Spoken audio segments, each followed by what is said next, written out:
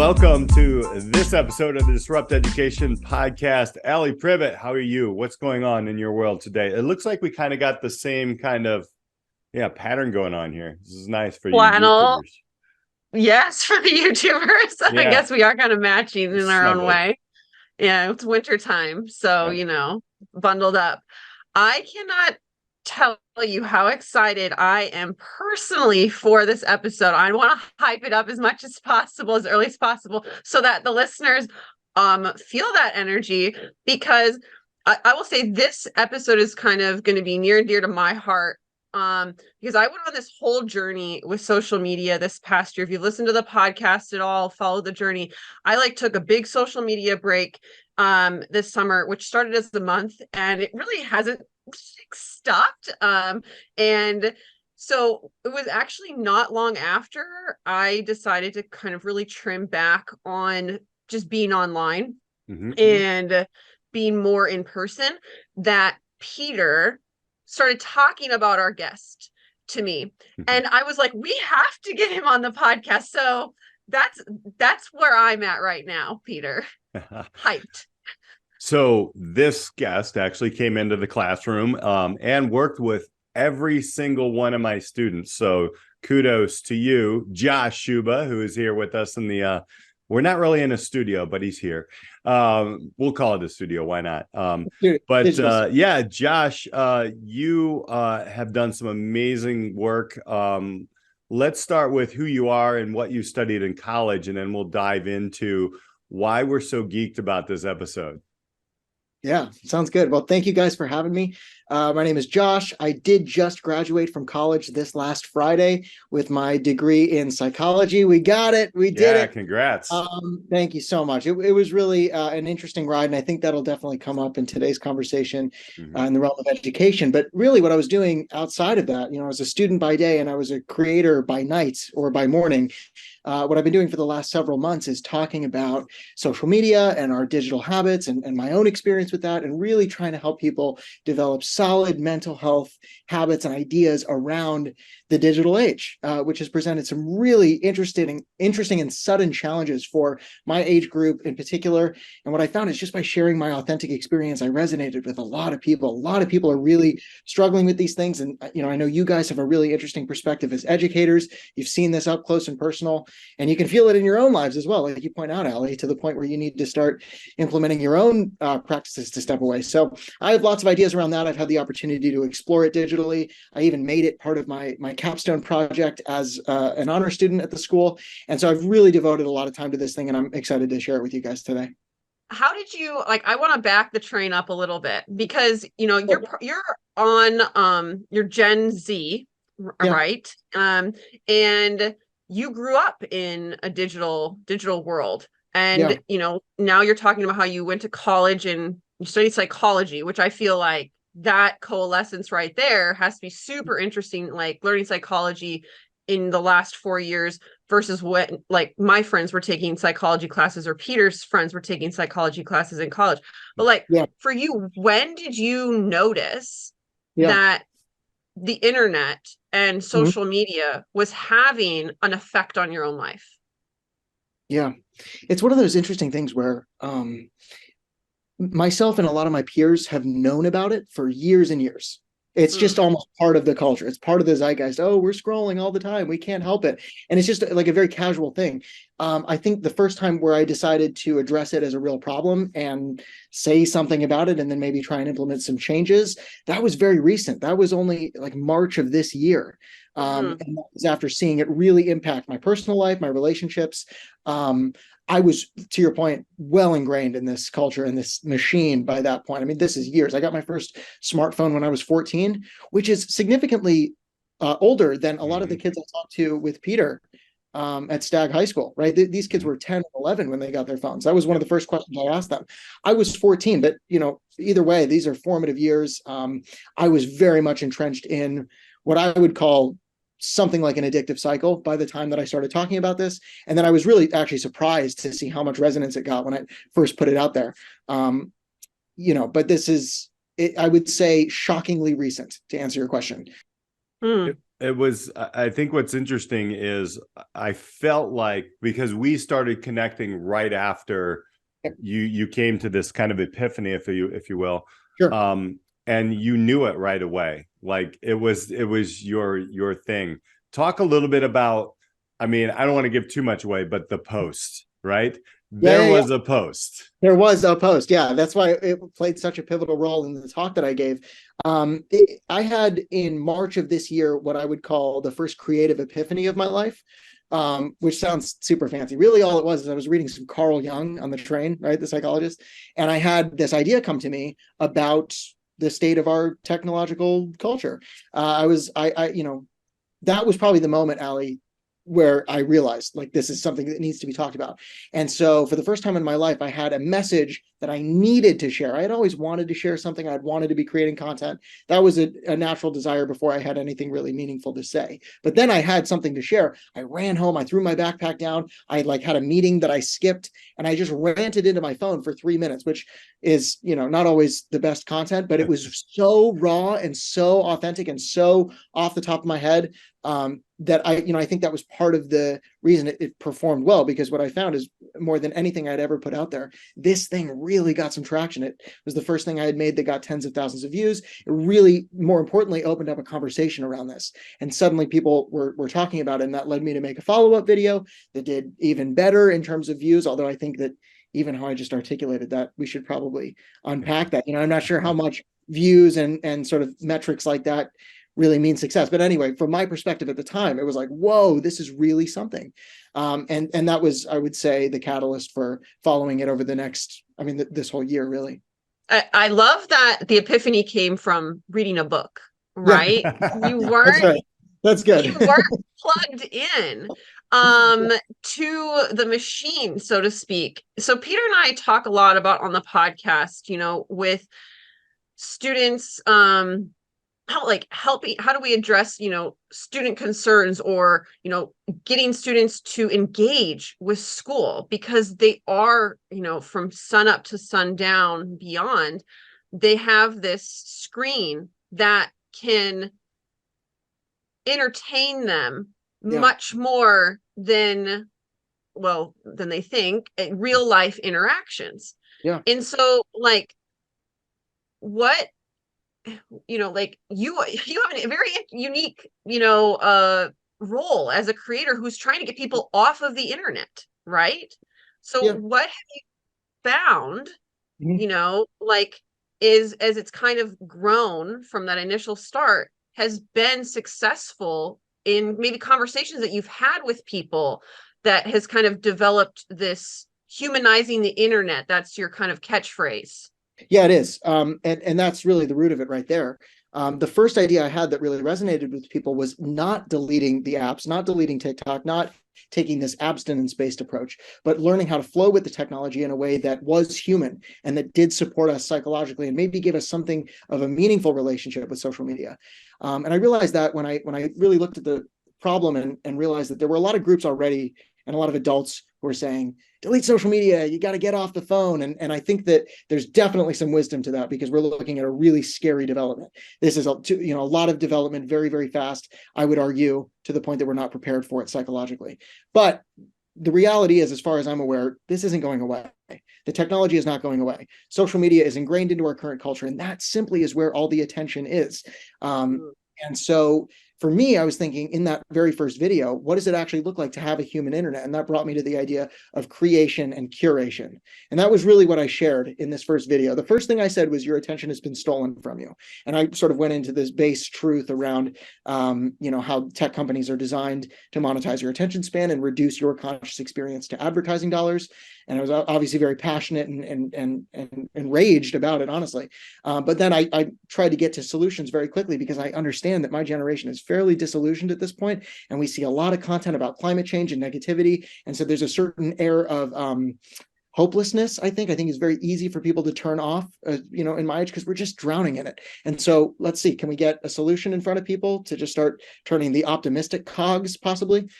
Curation and creation was the first idea. You can be a creator, you can share your experience authentically through the internet, and in the process become an intentional user of technology. Or in the same sense, or similar sense, you can be a curator. If you don't want to share yourself, if you don't want to share your story, you can be a librarian or an archivist. In a media environment of infinite content, we need people to organize all the information. So this looks like packaging up videos and all kinds of different content into playlists so that it can be easier and more efficiently consumed by these users, students of the internet. And so in that sense, then you learn to use the internet intentionally. You're providing some form of value, whether it's through your own ideas or the organization of others' ideas. That was the first idea I had. And I think that to me is more, that to me, Alli, it seems more realistic than an abstinence approach of everyone needs to minimize or be a minimalist about social media. Although, as Peter will remember, in my talk, I present 3 archetypes, right? The creator and the curator, as I've just laid out. And then the first one, as I presented, is the challenger. And that's someone typically a little bit older who does not want to be on social media and truly wants to minimize their use. I think if it's not in your DNA or in your interest to be on social media, then being a minimalist is just fine as well. So distinguishing which of those traits, between them all fit for you, I think allows all of us to have an individual and meaningful relationship to social media. That's sort of been the base idea I've been rolling with. I like this because actually, and Josh, we haven't spoken that much since you came to the class, but the students are actually, just one time, the students are using those terms, like stop being a consumer, right? I said it all the time, but when you bring a hip young dude in, Alli, it kind of works, so, but it does resonate. It was almost like somebody took a magic wand in the classroom and talked to the students about everything that I'm trying to tell them around their phone. Maybe it's because I'm a Gen Xer, maybe I'm old, whatever. I'm there every day, I get all that. And I don't take offense to it. I've got thick skin. I'm a high school teacher, for crying out loud. But I think, one of the things that I wanted to ask you, Josh, a little bit, kind of after seeing that, and after, some interaction, we did a few things where the students kind of gave some feedback and such. How do you see this interacting in a system of education? I know we're looking at innovative ways to do the system differently. It's got several faults, blah, blah, blah, whatever. How do you see social media and phones working with education? How do you see that? It's a great question. I'm really glad you asked, because I'm actually bringing this for the first time to some schools in January, so we're going to get it on its feet. But nice. You're ahead of the curve. We're looking to use these very powerful tools to integrate with whatever education process is happening in the classroom. So we have to accept that this is some of the most powerful technology to hijack our brains and our attention, but it also presents some really interesting creative opportunities for people to express themselves and to create something that people will see. If we accept the fact that attention is on TikTok right now, or on Instagram, or on social media, that's where the attention is. Then by learning how to create content that is engaging and that has some type of meaningful message, then we can actually increase the value that's on those platforms. So it's not so much cheap, very shallow entertainment. So what this might look like is, if you're teaching a business class or an entrepreneurship class, this is teaching your future entrepreneurs the very valuable and very lucrative skill of content creation, so that then they can present themselves in that medium and engage with the technology meaningfully, post themselves. I don't think posting has to be a part of the process, but learning how to create the videos, I think that's accepting the future, that's how information is processed these days, right? You're more likely to have a TikTok get 100,000 views than to post, like a really long, hard to access educational video. It's like, we have to accept where the attention is. And so if we can teach kids how to do it that way, then we can make that fundamental shift from consumer to creator. I think this could work. I mean, again, it's all kind of theoretical right now, but we're going to see what it looks like in classroom. We're going to see what it looks like to try and create a collaborative environment there, where kids are actually engaging with each other and like making a 30-second video about that classroom's curriculum. And then suddenly you have the creative project feel that you would want when you assign a group project in the classroom with kids who are using their phones in that way. I think that the other point there, because this is all theoretical, I just want to be aware of it. There is a lot of built-in, I don't know about danger, but risk in posting and engaging in this environment, because it's so geared to hijack our social dynamic, right? Like the parts of us that respond to notifications and the red alerts, like that's all a risk. And that's part of we have to redesign the platforms themselves. My focus has obviously been on the human stuff because that's what we have control over, but we have to redesign the platform so that they're more humane and actually respect our time and attention. But the skill set of learning content, being able to communicate that way within the classroom, I think is a really compelling way to meld the two worlds together so that you're not always fighting for attention and having to put phones in a box, and to actually, show kids that you are thinking about the world that they're familiar with. You're speaking their language, and suddenly everyone gets what they want. It's interesting being part of a generation where I feel like there was a clear divide of technology and being off of technology versus all students that are in school right now. Technology is all the way in every part of their existence. And to your point of saying, like, we're not going to get rid of it. It's ingrained, but how do we use it? And it feels like what you're saying is like you're trying to almost like fight the dragon that's right in front of you, like this. I mean, you're not trying to skirt around it, you're not trying to detour, you're like, look, this is the place where people want to spend their time. So one, let's bring awareness to like what that time and attention is doing. And I think that's why your message resonates so much with young people, is that you're a splash that is different in a positive way. I mean, if people don't like follow you and whatnot, and you want something different on your feed, and you want to be a curator, as you call it, like 100%, they need to follow you. But like, how did your education experience, kind of, maybe how do you see how it shifted from high school to college? Like, you're a recent graduate, and you've been ingrained in technology. So what would you say has been kind of your experience with maybe coming to consciousness with it versus before? What did school look like versus it really seems like you've taken education into your own hands and now are like going forward with it in probably a direction you didn't anticipate. So would love to hear that. No, that's exactly right. I absolutely did not anticipate this. I was traditionally always a good student. Like, I did well. I would say that the modern education system was set up for people like me to achieve and to do well with it. I come from a lot of privilege. I don't have any particular learning complications or anything that makes it difficult. And I responded well. Like, I just have always had good grades. What I found when I got to college is there was a complete lack of inspiration. There was and I was not expecting that. I was looking for excitement and real drive. I was like, yeah, let's study psychology. I was a communications major before that. There were so many exciting things on the table. And for whatever reason, I was never stimulated by it. I've given that a lot of thought over the last 4+ years as to why that may have happened. But one way or the other, it really did not engage me the way I wanted it to, and that I was leaned in, I was ready for it. And so this internet content creation, developing my voice and sharing it online has been the vehicle for self-education, self-development, voice and message development that I did not get in university, that I was specifically looking for. And then that opened my eyes to like, wow, okay, so if this isn't working for me, a traditionally good student, someone who the system is set up for, I can't even imagine what that's like for people who are differently abled or who have special learning considerations, or just anyone who needs a disrupted education to thrive. It really opened up my eyes to the future of education and this idea of a creator economy that is built around helping people get that what a liberal arts education is meant to give you, right? This sort of eye-opening, mind-expanding experience, opening yourself up to new ideas and developing the skill sets to engage with them.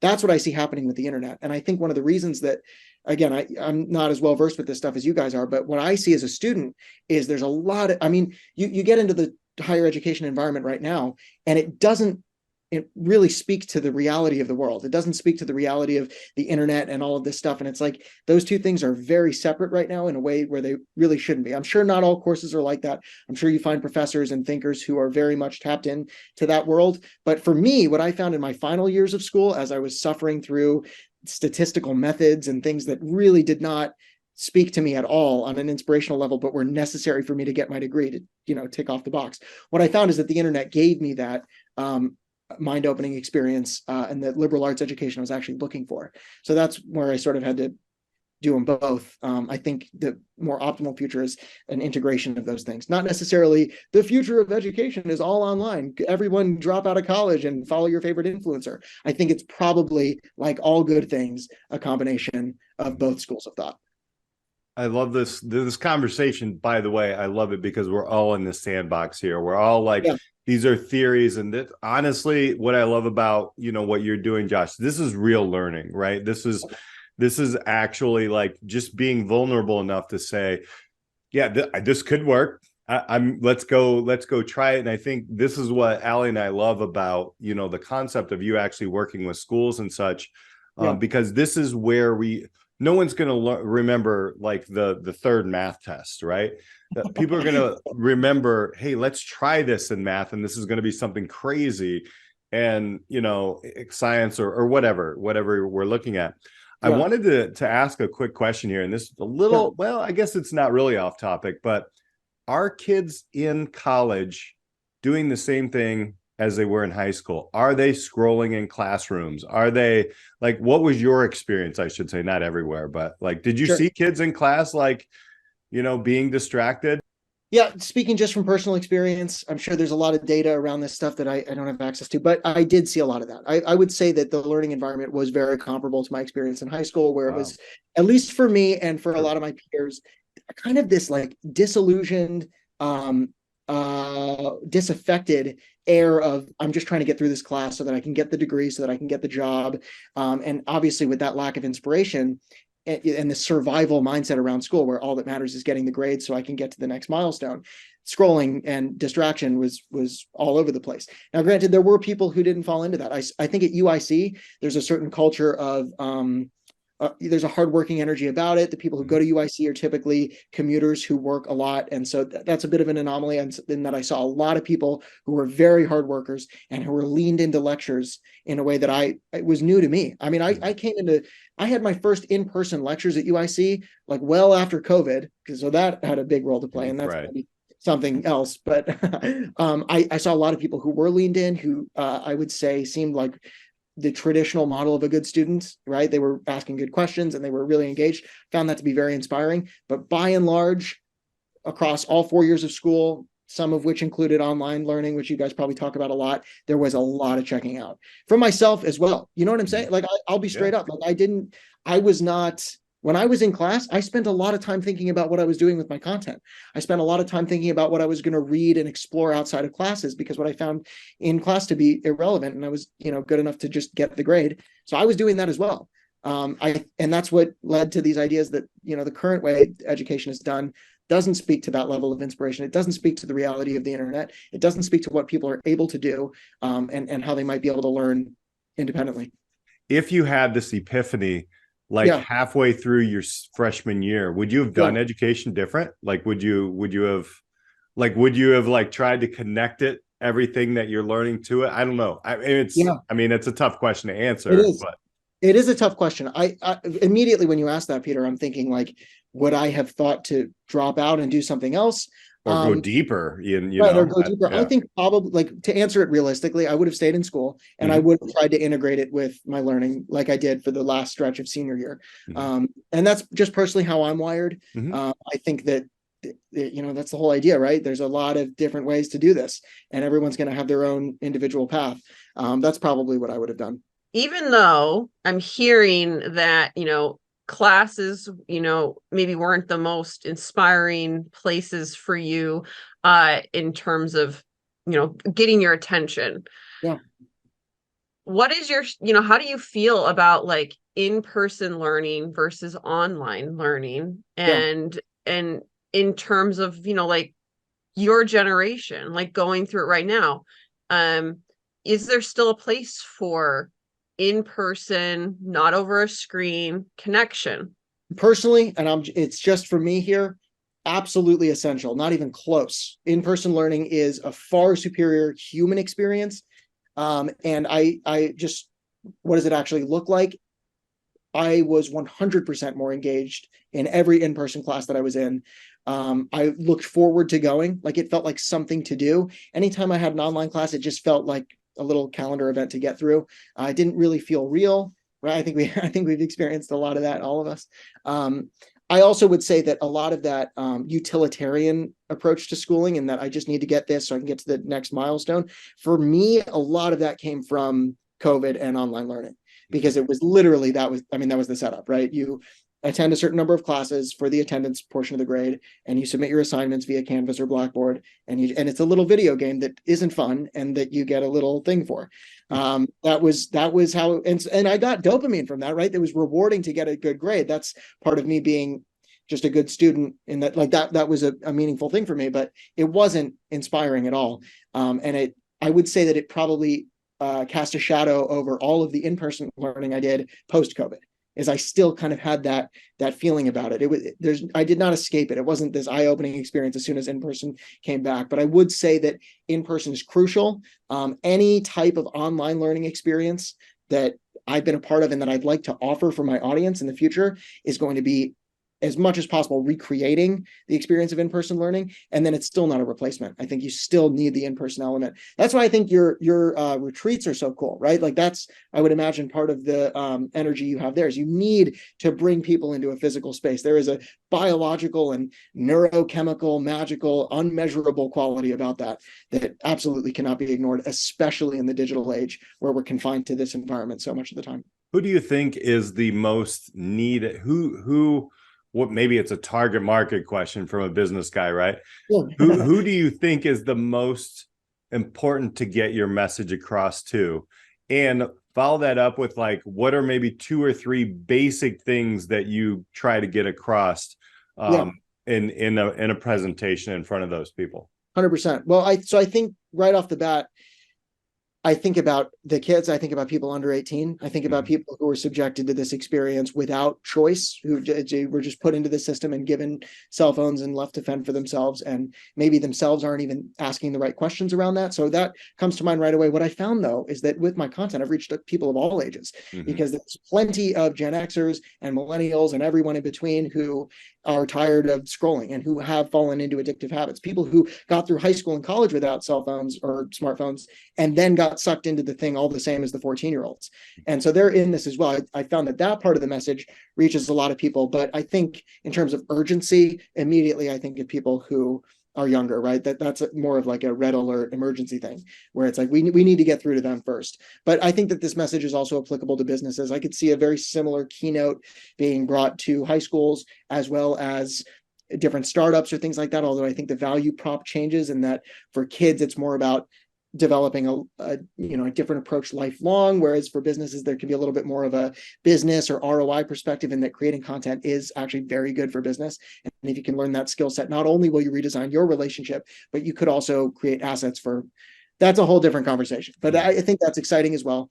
And then will you remind me of the second part? Yeah, just like maybe 2 or 3 of your top things that you get across when you speak to groups. Yeah, 100%. I think one part of it is being able to very concisely define the problem.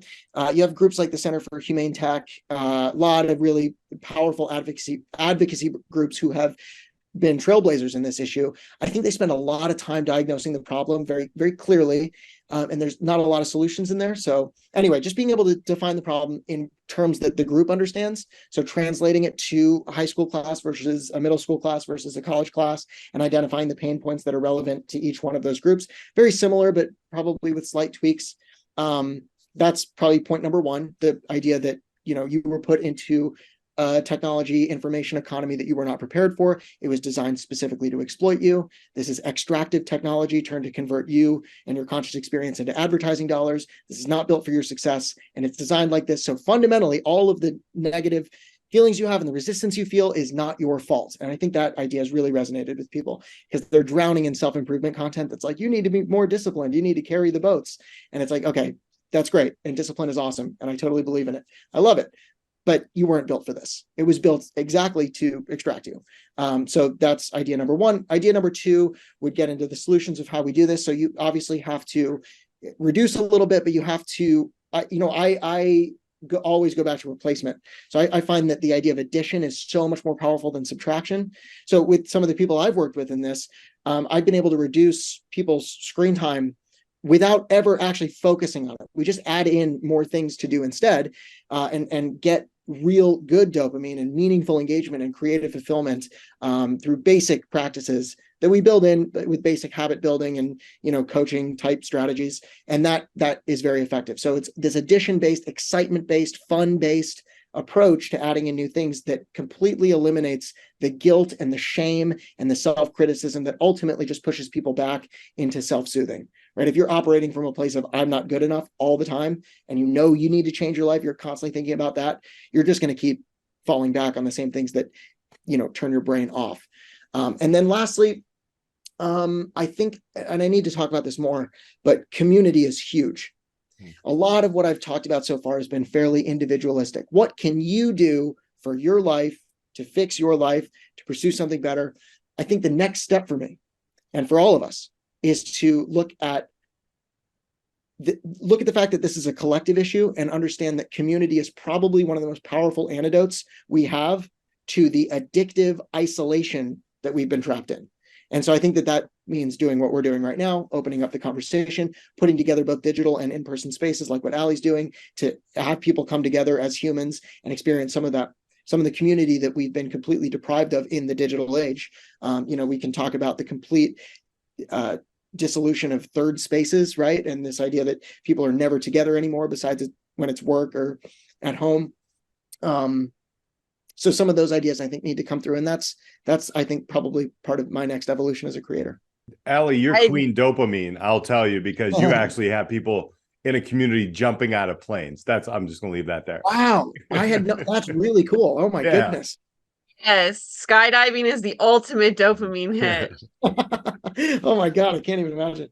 If you ever find yourself needing that kind of community, Josh, you just come up to Chippewa Falls, Wisconsin, Skydive with Soda, and I'm working on becoming an instructor for this 2024 season to help people be able to experience their first solo skydive. And it's, it really does add to kind of what you're talking about in that, I know I'm not alone.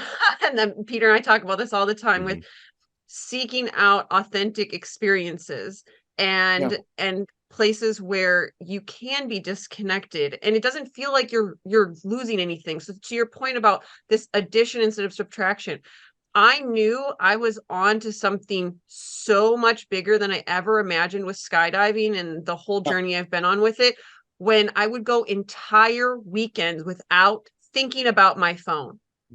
I mean, I was so ingrained in the community and the process. And yes, it was, it was of course overwhelming at first, like scare factor, but I had never experienced anything like that since technology had really entered my life. And it completely removed me from it in a way that it was transformational.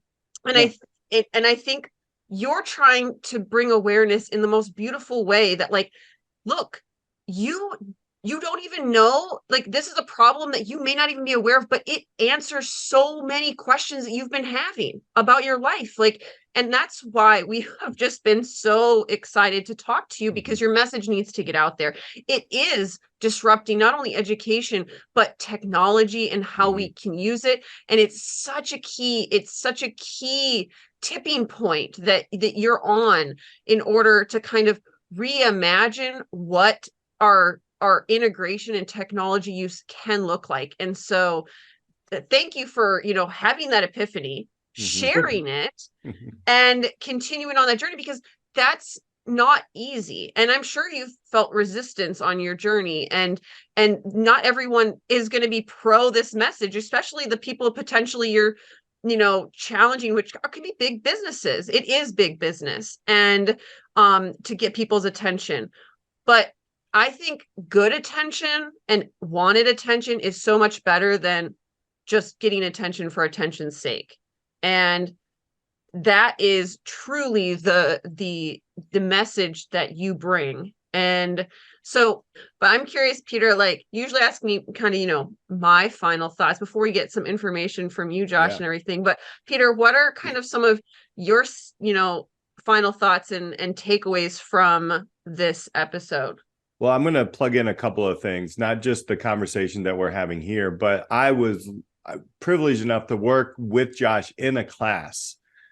And I'm just going to say it and we'll get his information here, right, Josh? But like, to get this guy in a classroom, if you've ever seen a human not tell kids to put their phones away and look up, but just say something around what they're doing, I will tell you, Alli, 100% of my kids were looking up and like, wait, what? And questioning technology at that time. And I tell you, I've got some serious dopamine hunters in those classes. Serious. Like, I think they may have records on TikTok, you know, but of consuming, right? Not actually creating.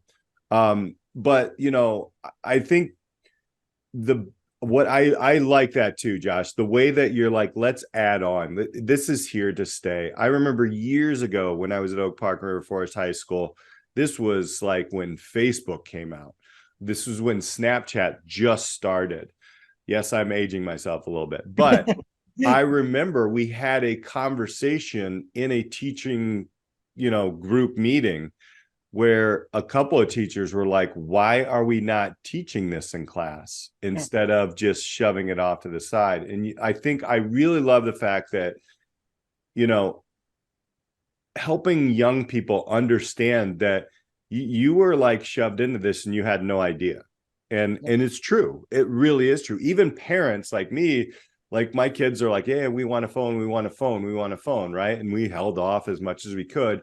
But then there's no real place for young people to really hear the message that you bring until now. Yeah. And that message is, and I love the three areas, right? You know, you can be a creator, you know, you can be a consumer, you can, you know, just basically cut it all off, but all those are okay. It's now you're giving people a choice when they didn't realize they had a choice. And that's, I think my biggest takeaway, Alli, is, you know, the way that Josh does this. And you know, you're just at the beginning, which I love. But the way that he brings it to young people and even educators, it makes so much sense. It's not your run of the mill. Okay, let's build a box. Let's put the phone away. Let's, you know, cold turkey this thing, which there were times in his presentation I was questioning.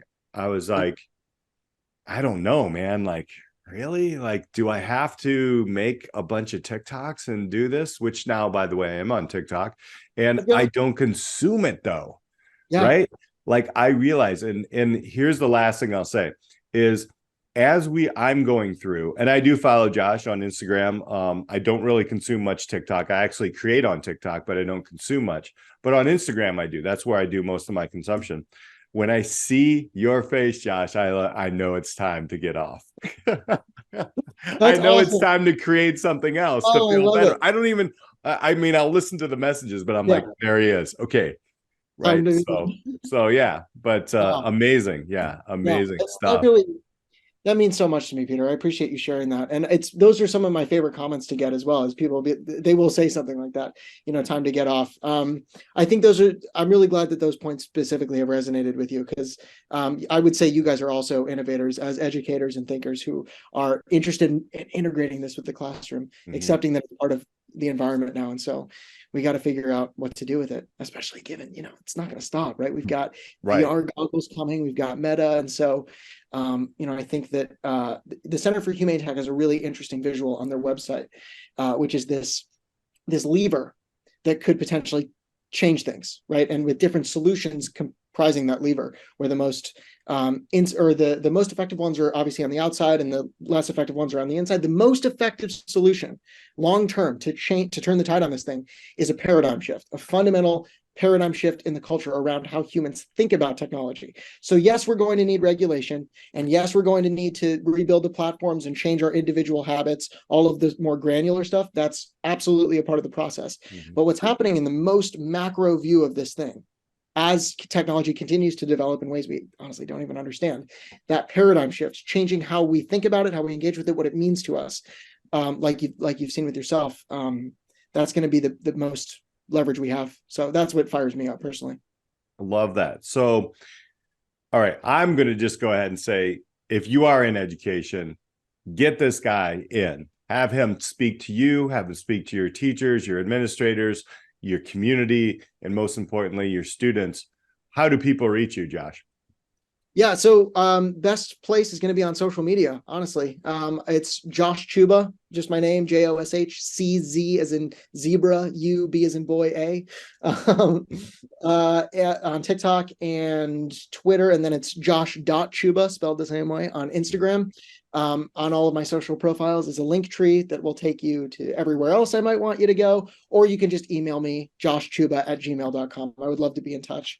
I believe in community. I think that's, by the way, probably the next archetype is the community builder. In terms of that, there's a lot of room for expansion there. But anyway, I'd love to be in touch with everyone. I think the more people we can get involved in the conversation, the more we get towards that paradigm shift. And this is going to be a communal process. It's a team sport. 100%. I think this is one of the most innovative looks at actually social media, phone usage in schools. I feel like I won the lottery, like when you reached out and you were like, let's go. And it is a sandbox, which I really love. Yeah. So, if you're not looking for a cookie cutter, everything's going to be like kind of corporate. If you want somebody in there that's really doing the work, digging into creating, curating, working within social media, Josh, you're that guy. And I highly, highly recommend people checking them out. We'll put all your connects down at the bottom. Old people like me can actually email you. We're kind of like that, No, it's all good. I'm on Instagram too, man. Come on. But Josh, I want to thank you so much for hanging out with us today, man. Really appreciate your message. And I know this is going to resonate with a lot of our listeners. For Alli Privet and Josh Czuba, I'm Peter Hostrawser. Want to thank everybody for hanging out with us on this episode of the Disrupt Education Podcast. We'll see you guys. Thank you so much for joining us on this week's episode of the Disrupt Education Podcast. Be sure to like and subscribe so you never miss an episode. Are you ready to disrupt the educational arena you're a part of? For more ways to get involved in the work we do here at Disrupt Education, check us out at disrupteducation.co. or find us on LinkedIn at Peter Hostrawser or Alli Privet. Our mission here is to help facilitate and amplify changes in the educational system through local initiatives and help you scale them into community movements. Our building network of disruptors in education are working to move beyond scores and grades as the only measure for student learning. If your school district, college, campus, or organization is looking for facilitators of this work, reach out on our website or social media. And if you have any thoughts or feedback on this week's episode or any episode, we'd love to hear from you. Until next time, keep pushing the boundaries, taking risks, and most importantly, disrupting education.